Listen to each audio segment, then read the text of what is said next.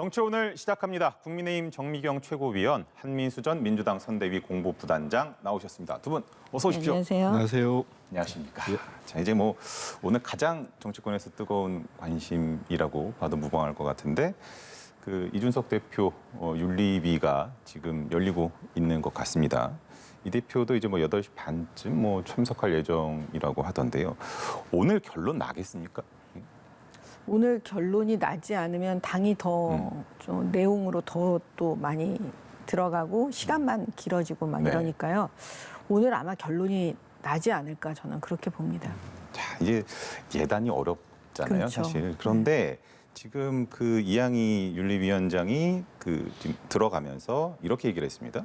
윤핵관에 의해 기획된 윤리위다, 마녀 사냥식 징계다, 해체할 권한은 당대표에게 있다. 이런 매우 부적절한 발언이다라고 이야기를 기자들 앞에서 얘기를 하면서도 동시에 헌정사상 처음 30대 젊은 청년이 정당 대표로 선출이 됐다. 대선과 지방선거를 승리로 이끌었던 이 대표의 역할을 우리 모두가 인정해야 할 것. 두 가지 이제 메시지를 냈는데 이건 어떻게 좀 이해를 하면 좋겠습니까? 그러니까 이양희 윤리위원장 입장에서는 모든 걸 다 고려하고 있다. 그다음에 정무적인 것까지 내가 다 알고 있다. 그다음에 지금 당이 내용으로 가는 것까지 알고 있다라고 그거를 간접적으로 비치신 게 아닌지 저는 그렇게 보고 있습니다. 그러면 조심스럽지만 이 발언을 토대로 한번 예상을 해본다면 어떻게 좀 예상할 수 있을까요? 글쎄요. 그러니까 제가 볼 때는 적어도 지금 이렇게 당이 내용을 겪고 있는 것 자체를 바라시는 분은 없을 것 같아요. 당을 사랑하시는 분이면요. 그리고 그러면 윤리위원장께서도 우리 당을 걱정하시는 분이시잖아요. 그러니까 어떤 식으로든 이거를 갈등을 좀 잘 이렇게 정리해서 봉합하시려고 하는 게 아닌지 약간 그런 느낌이 드는데 이것도 굉장히 조심스러워요. 사실 굉장히 어렵고 요즘 방송이 되게 어렵습니다. 알겠습니다. 우리 한민수 단장께서는 어떻게 좀 예상하세요? 일단은 방송에서 말씀 국민의 한 사람으로서 진짜 이 경제 얼마나 어렵습니까? 주식시장도 그렇고 물가도 엄청 저도 점심 여의도에서 가면 밥 먹기가 힘들 정도로 엄청나게 올랐어요. 순댓국 한 그릇이 10,000원이 넘어가고 그런 상황이고 그런 상황에서 정말 정권 초기에 정부와 함께 강력하게 개혁 입법과 민생 입법을 추진해야 될 여당이 여당 당 대표의 좀 입에 담기도 좀 그런 성접대 의혹과 증거인멸 교사 의혹 이런 걸로 품위유지 위반 의혹 아닙니까? 이런 걸로 여당이 이렇게까지 계속 갈등을 빚는 게 정말 국민의 한 사람으로서 좀 보기 참 나쁘그렇습니다. 그리고 난처하기도 하고 좀 그래서 아까 처음 앵커가 말씀하신 대로 저는 오늘 어떤 식으로 결론이 났으면 좋겠어요. 안 난다고 하면은 그런 거 아니겠습니까? 지금 경찰이 수사 중이고 하니 수사 이유까지 또 밀어놓는 거 그거 하나가 남았을 겁니다. 근데 그랬을 때 지금 이준석 대표의 그동안의 언론 지상이나 이렇게 정치 행보를 보면 이 대표의 성정이나 아니면 이른바 윤핵관이라는 분들의 어떤 행동이나 그 사이에 가만히 있을 분들이 아닐 것 같아요. 그러면 계속적으로 또 언론이나 신문이나 되고 또 다툼을 벌일 겁니다. 그러면은 이 대표를 위해서도 국민의힘을 위해서도 우리 국민들을 위해서도 바람직하지 않기 때문에 저는 오늘 어떤 식의 결론이 나면 좋겠다 이런 생각을 합니다. 참 수위가 어느 정도 나올지는 예상은 안 해주셨는데 마찬가지로 이 대표는 사실은 관련 의혹을 전면 부인을 하고 있는 상태고 경고도 받아들일 수 없다 이렇게 얘기를 했기 때문에 어떤 결과가 나오든 이렇게 받아들이지는 않을 것 같아요. 그렇습니다. 이미 벌써 본인이 경고도 받을 수 없다고 했지 않습니까? 지금 보니까 국민의힘의 징계 단계가 이렇게 다 알려졌습니다만 4단계 정도 되더라고요. 경고가 있고 당원권 정지가 있고 탈당을 권유하거나 제명이 있고 한데 경고가 가장 낮지 않습니까? 근데 그것도 본인이 못 받겠다고 했기 때문에 오늘 윤리위가 가장 낮은 단계도 경고이기 때문에 뭐가 나오든지 간에 이준석 대표는 수용을 하지 않을 걸로 봅니다. 국민의힘 내부에서는 이 대표가 좀 대승적으로 대범하게 좀 받아들였으면 좋겠다 이런 주문하시는 분도 있는데 저는 그럴 가능성은 좀 낮다고 보고요. 이제 조금 더 예를 들어서 당대표 권한이 정지되거나 하는 당원권 정지 이상의 징계가 나오면 저는 법적으로 바로 윤리위의 재심 청구 아마 절차가 있을 겁니다. 국민의힘에도 그것도 신청하는 뿐만 아니고 법원에다가도 가처분 신청 같은 걸 내서 법적 투쟁을 하지 않을까 그렇게 보이고요. 이양희 윤리위원장이 들어가면서 하는 얘기는 본인의 고심을 얘기한 것 같아요.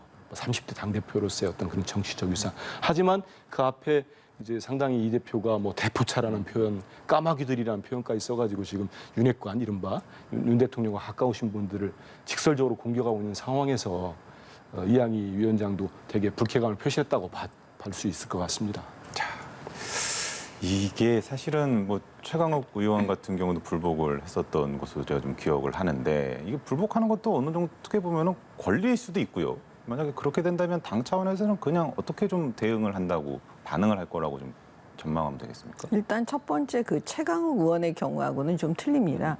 최강욱 의원은 그 조국 그 전 장관 사건에 있어서는 거의 지금 그 항소심까지 거의 간 거잖아요. 다 판결이 거의 확정이 이를 정도의 지금 수준에 이른 상태잖아요.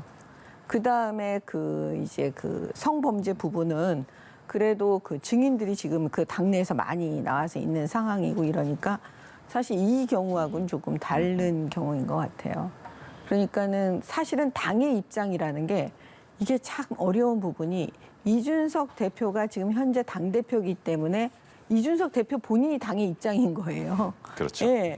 그렇기 때문에 이 부분에 대해서 결과가 나왔을 때 당의 입장을 물으면 저희도 이 경우가 뭐 초유의 사태이기 때문에 사실은 어떻게 이거를 말씀을 드려야 될지 지금 현재로서는 잘 모르겠습니다. 제가 질문을 드릴 때마다 이제 정미용 의원께서는 좀 당혹스러우실 수도 있을 것 같다는 생각이 듭니다만 사실은 윤리위가 수사기관이 아니긴 하지만 그렇다 보니까 경찰 수사 결과가 나오기 전에 의혹만 갖고 과연 이런 것을 판단할 수 있느냐를 갖고도 지금 국민의힘 내부에서도 좀 약간 양론이 있는 것 같더라고요.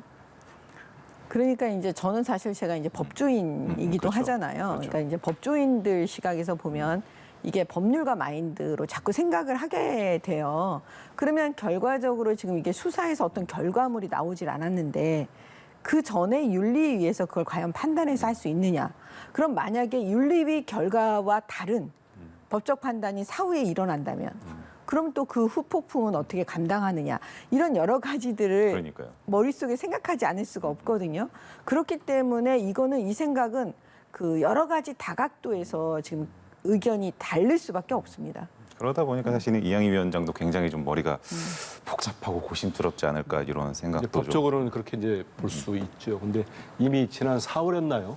그 선거에 이기고 3월 9일 선거에 이기고 새 정부가 출범하는 5월 9일 전에 4월에 아마 윤리위가 열려서 집권당 대표를 승리한 집권당 대표를 징계에 올렸습니다. 저는 그 뉴스 보고 정말 깜짝 놀랐습니다. 이게 무슨 일인가 했는데 이미 그거를 게시했다는 거는 더 이상 이제 제어를 하기가 제동을 하기가 상당히 어려운 상황이 됐다. 그리고 그 직후에 뭔가가 나왔다거나 아니면은 뭐 수사를 보자고 이후 하셨던 지금 말씀하신 대로 그런 절차가 있었으면 지금까지 상황이 커지지 않았을 텐데 이미 지금은 뭐 양측 다 더 이상은 뭐 없었던 일처럼 돌아가기는 어려워졌습니다. 그리고 지금 이 대표나 또 김철근 정무실장이나 올라간 게 보면 이 성접대 의혹 경찰이 수사하는 거 그것보다는 이른바 증거인멸 교사 의혹과 이거에 따른 당대표로서의 품위유지를 못한 부분들, 당에 손해를 끼쳤다는 부분, 이런 걸 따지더라고요. 그러면서 지난번 한 2주 전이죠.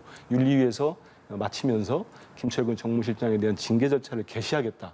이미 이거는 궤도에 올라갔다고 봐야죠. 그리고 버스는 이제 기차는 출발한 상태고 그러면 이제 어떤 식의 결과가 나오든지 간에 이 대표와 그리고 이 대표를 의심하고 있는 이번 윤리 징계를 주도했다고 의심하고 있는 윤핵관 측과의 이런 갈등과 이 부분은 사실 이제 시작이라고 보는 게 맞을 걸로 보입니다. 자, 이 부분까지 한번 좀 짚어봤고 이제 오늘 또 다른 어제부터 사실 어제 저녁부터 좀 이 보도가 나오고 나서 좀 파장이 좀 있었던 것 같은데 국정원이 그 문재인 정부 시절에서 발생한 서해 피격 사건 그리고 탈북어민 북송 사건과 관련해서 박지원 전 국정원장, 서훈정 국정원장 2명을 이제 그 검찰에 고발을 했습니다. 사상 초유의 일이잖아요, 이건. 보니까 언론 보도를 보고 제 기억에도 2008년도인가요? 김만복 전 원장이 막 이명박 정부 들어서 가지고 고발을 뭐 했던 걸 같습니다. 저도 뭐 기억이 가물가물 기사도 나오고 있더라고요. 말씀하신 대로 사상 초유라고 볼 수 있을 겁니다. 그리고 전임 정권의 국정원장 2분을 그러니까요. 거기에다가 이 모든 두 가지 다 이제 어떤 북한과 관련된 서해 공무원 피격 사건, 피살 사건하고 이제 어민들, 탈북 어민들 북송한 사건을 했는데 이거를 이제 저는 그런 점이 있습니다. 일단 계속 말씀을 나누겠습니다만 지금 이 시점에서 이 국정원이 저는 이걸 고발함으로 인해서 두 분의 전직 원장을 고발함으로 해서 정치판에 한복판에 뛰어들었다고 봅니다. 이제는 정장의 한가운데 그동안 전임 정부 5년 동안 사실 뭐 이거는 진보 보수 여야를 떠나서 다 인정하는 부분 아니겠습니까? 국정원은 국내 정치 관여 안 했습니다. 예전에 뭐 이른바 정보관이라고 해서 언론사까지 상주했지 않습니까? 뭐 상주는 표현은 안 맞습니다만 뭐 이렇게 출입을 했었죠. 국회에는 사무실까지 있었습니다. 근데 그런 부분들이 다 없어지고 국내 정치 관여하는 거 맞습니다. 인사검증도 국정원 손을 뗐습니다. 그걸 경찰이 다 하고 있는 거죠. 그래서 뭐 검증이 안 된다는 비판도 있었습니다. 그런 국정원이 새 정부 들고 2달도 안 돼가지고 이제 말 그대로 정장의 한복판에 뛰어든 거예요. 아무리 이게 북한 관련된 거고 전임 원장들의 어떤 제가 과오가 있는지는 모르겠습니다. 근데 지금 발표한 것만 봐가지고는 그러기로 단정하기가 어려워요. 그런 상태에서 국정원이 두 전직 원장을 고발 조치하는 검찰에 하자마자 또 검찰은 예전으로 따지면 공공수사부, 지금의 공공수사부, 공안부에다가 신속하게 배치를 했습니다. 그러면 이건 뭐 민주당의 입장을 제가 옹호한다기보다는 민주당이나 야당 지지자들에서 제기하는 의혹이랄까 비판이 상당히 설득력이 있어요. 지금 경제 상황도 그렇고 대통령의 지지율이 폭락하고 떨어지고 있는 상태고 그다음에 그 뭐 지인 문제랄지 뭐 사적 인적 채용이랄지 여러 가지 악재가 있는 상황에서 이거 뭐 어떤 정치적 의도가 있고 내놓는 거 아니냐 이런 비판이 가능하다고 봅니다. 정미경 의원께서 좀 길게 말씀을 해주셔야 될 것 같습니다. 그 보통의 경우에는 그 국정원 그 조직 내가 아니고 바깥에서 고발 고소를 할 수 있습니다. 그렇죠. 보통 그런 경우는 되게 많거든요. 그러면 이제 정치적이다 이렇게 사실은 그 얘기를 들을 가능성이 되게 높죠. 근데 지금 이게 뭐냐면 국정원 내부가 스스로 지금 다 조사해서 그 결과를 가지고 지금 고발한 거거든요. 그렇죠. 저는 이 지점을 되게 주목해야 된다고 봐요. 그러면 결과적으로 무슨 얘기냐면 확실한 증거를 갖고 있지 않으면 사실 국정원은 고발 못합니다. 왜냐하면 아까 말씀하신 것처럼 이게 정치적 공방 속으로 자기 스스로가 들어가 버리니까요. 그렇게 할 수가 없어요. 조직은 특히 국정원은 가장 고급 정보를 다루는 그 기관이기 때문에요. 그거는 제가 상식적으로 봤을 때 하기가 어렵다 봐요. 그러면 우리가 유추할 수 있는 거는 결과적으로는 증거가 확실한 게 있나 보다라고 생각이 되고요. 그다음에 이제 두 번째는 그러면 왜 이렇게까지 했을까?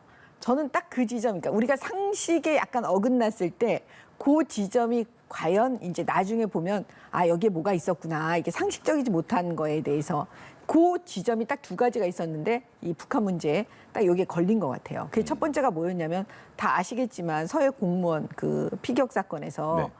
아니 이거를 갖다가 월북이라고 지금 그 당시 문재인 정부가 했는데 그냥 상식적으로 우리 국민들께서 상식적으로 아니 월북인데 왜 그렇게 사살하지? 왜 죽이지? 이런 생각을 했거든요. 그러면 그 부분에 대한 뭔가 첩보 지금 나오고 있는 건 여러 가지 뭐 얘기들이 많이 나오고 있잖아요. 지금 진상조사 한다고 하는 이 단계에서도 그러면 분명히 그때 당시에 뭐가 있었나 보다 자료가 그거 지금 공개해 달라니까 유족들이 공개해 달라니까 공개 안 했잖아요. 근데 보니까 그게 국정원에 아마 그 첩보 자료가 있었던 것 같아요. 그러니까 그 부분을 지금 삭제했다는 거거든요. 박지원 전 장관에 대한 전 그 국정원장 원장에 대한 혐의는 그거잖아요. 그러니까 그 지점이 딱 걸려 있는 거예요. 그다음에 두 번째는 다 아시겠지만 그 이 탈북 어민 강제 북송 사건은 제가 기억하기로는 우리 그 정부를 통틀어서 그 귀순한 사람을 강제 북송시킨 사례가 없을 거예요. 이것도 초유의 일인 거예요. 그러면 그 강제 북송했을 때 과연 여러 가지 진상 조사를 할 필요가 그때 당시에도 있지 않았겠어요? 조사를 했겠죠. 근데 그거를 갖다 멈추게 시켰다는 거잖아요. 강제 종료라는 건. 근데 왜 멈추게 시켰겠습니까? 뭐가 있으니까 또 멈추게 시킨 거지. 그러니까 그 부분에 대해서 또 뭐가 증거를 확보했다고 보는 겁니다, 저는. 왜냐, 그 멈추게 한 거는 결국은 뭐냐면 허위 공문서 작성으로 갈 수가 있거든요. 왜냐, 멈추고 나서 보고서를 작성했을 테니까요. 예를 들면. 그래서 제가 볼 때는 이 부분은 단순히 뭐 개인적으로 뭐 여러 가지 이 전 원장들께서 얘기를 하시더라도 이거는 국정원, 자기 조직, 자기가 몸담았던 조직에서 그 수장들을 지금 고발한 거기 때문에 글쎄 수사에서 어떻게 밝혀질지 모르겠지만 증거는 확실히 있다라고 보여집니다. 연장해서 한번 좀 여쭤보고 예. 싶은 게 그 이제 민주당에서는 이제 군사 통합 정보 처리 체계에서 삭제된 것을 그 권한 밖의 것을 이제 삭제를 했다라고 오인을 한 것이다라고 했는데 국정원에서 재반박을 했습니다. 그건 무관하고 수사를 통해서 실체적 진실이 밝혀질 것이다라고까지 메시지를 냈어요. 이거는 일단 이렇게 보면 좋을 것 같습니다. 제가 좀 말씀을 길게 하셨으니까 일단은 진짜로 보수 정권 하면은 국가 안보, 국방 이런 거에 대해 되게 관심을 갖는 정부인데 지금 말씀하신 대로 이제 그 통합 정보 관리 체계가 밈스라는 걸 저도 처음 알았습니다. 지금 모든 그 또 이 고발하고 검찰에 가기도 전부터 다수의 언론들로부터 SI 확인도 안 된 SI들이 돌고 있습니다. 보도되고 있고. 이거 확인할 수 없는 상황이지 않습니까? 윤석열 대통령도 SI 공개할 수 없다고 했습니다. 근데 지금 정부가 이렇게 뭐 저는 신부품 같은데요. 이렇게 몰고 감으로써 국가 안보에 해가 되는 모든 정보들이 지금 공개되고 있어요. 확인도 안 되는. SI 같은 경우는 미군의 전략 자산, 첩보 자산하고 협조받은 겁니다. 미국 측이 우리 어떻게 보겠습니까? 정권 바뀌어가지고 이렇게 유출되는 부분에 대해서 좀 그러면 순서를 바꿔서 또 다음에 그 서해 이제 그 탈북 어민들 문제 있지 않습니까? 국정원 합심조들이 한 며칠 조사를 했을 겁니다. 그분들이 행적이 조금 이상한 건 있어요. 분명히 다수의 16명인가요? 뭐 이렇게 진술을 했으니까 예. 뭐 살해를 하고 3명이 다시 또 김책항으로 돌아갑니다. 뭐 물고기 팔겠다고. 1명은 내리고 2명은 와가지고 NLL 근처에서 우리 해군 함정인가 발각됐는데 뭐 귀순의사를 또 밝히지 않았다요 당시에는. 물론 이건 검찰이 수사를 해서 저도 명명하게 밝혀졌으면 좋겠습니다. 이 부분 말씀드리고요. 박지원 전 원장 건은 우리가 헷갈리지 않았으면 좋겠습니다. 물론 말씀하신 대로 오늘 또 어제였나요? 보도가 군에서 SI 정보를 삭제했다. 아니라고 밝히지 않았습니까? 그 합참은 전임 정부 합참 아닙니다. 이번에 윤 대통령께서 인사청문회 없이 임명 강행하신 분이 합참 의장입니다. 또 괜히 전 정권 탓하면 안 됩니다. 분명히. 근데 그 합참에서 뭐라고 했습니까? 원본 다 있다. 그리고 삭제된 게 아니고 이거는 민감한 정보를 배포처 조정하는 과정에서 우리도 그렇지 않습니까? 많은 정보들이 민감한 정보는 수를 줄이지 않습니까? 그 과정에서 없어진 것도 해명이 됐어요. 그리고 국정원이 얘기한 이제 박지원 전 원장은 그렇기 때문에 국정원은 첩보를 생산한 부분이 아니다. 그러니까 국정원이 지금 얘기한 게 그 밈스와 관련이 없는 다른 정보다고 한 거 아닙니까? 그러면 한번 보시자고요. 그 정보가 뭔지 모르겠는데 박지원 전 원장은 분명히 서버에 남아있다고 했어요. 예. 없애려면 다 없애야 되는 거 아닙니까? 자기들도 그걸 보고 확인했을 거 아닙니까? 그러면 실제로 박지원 전 원장이 왜 없애려고 했는지를 분명하게 얘기해야 되고 없애서 말 그대로 뭐 아까 이준석 대표 뭐 의혹 받듯이 증거인멸 하려면 다 없애야 되는 거 아니겠습니까? 그거하고는 다르다. 그래서 그리고 아시지만 5년 동안 국내 정치를 관여하지 못하게 국정원 직원들이 모두 훈련되고 숙달된 상태에서 원장이 부당한 지시를 내려가지고 삭제를 시켰다. 이거를 이렇게 정권 바뀌어가지고 이거 지금 고발까지 전직 원장이 되는 상황인데 그거를 제대로 따랐던 국정원 직원이 있었을까요? 전 그래서 약간 좀 뭐가 좀 개운치 않다. 너무 서두르는 것 같기도 하고 자칫 이런 전직 원장들 함부로 이렇게 고발하면서 명확하지 않으면 현 정부가 더 큰 부담이 될 수도 있습니다. 첩보 삭제도 메인 서버에 남는다. 왜 그런 바보짓을 하겠나? 박지원 원장 이 해명은 어떻게 좀 해석해야 되겠습니까? 지금 그 국정원 쪽에서 그 고발한 내용과 그 핵심 증거를 우리가 모르고 있는 그쵸. 상황에서 지금 그 이제 그 박지원 전 원장 얘기만 듣고 그거 가지고 뭔가 평가를 한다는 거는 의미는 없는 얘기인 것 같아요. 어차피 뭐 다 부인하실 거니까요. 근데 제가 말씀드리는 건 박지원 원장이 어떤 분입니까? 함부로 건드릴 수 없는 분인데 그러면 그 국정원에서도 그걸 모를까요? 어떻게 지금 반박하시고 반발하시고 이거 다 알 거란 말이에요. 그렇기 때문에 아까 제가 말씀드렸지만 뭔가 갖고 있다. 갖고 있지 않으면 이거 고발 못 한다니까요. 이제 그게 뭔지는 앞으로 차차 이제 언론에 나오지 않을까. 예, 그렇게 봅니다. 예, 뭐 검찰에서 수사에 착수를 한 것을 갖고 또 속도를 놓고도 또 해석의 차이가 있는 것 같긴 합니다만 어쨌든 뭐 명명백백하게 좀 밝혀질 것은 밝혀져야 되지 않을까 생각을 해보고 거기에 따라서 나오는 내용에 따라서 또 추가적으로 두 분과 얘기를 나눠보도록 하겠습니다. 자, 오늘 말씀 여기까지 듣도록 하겠습니다. 수고하셨습니다. 감사합니다. 감사합니다.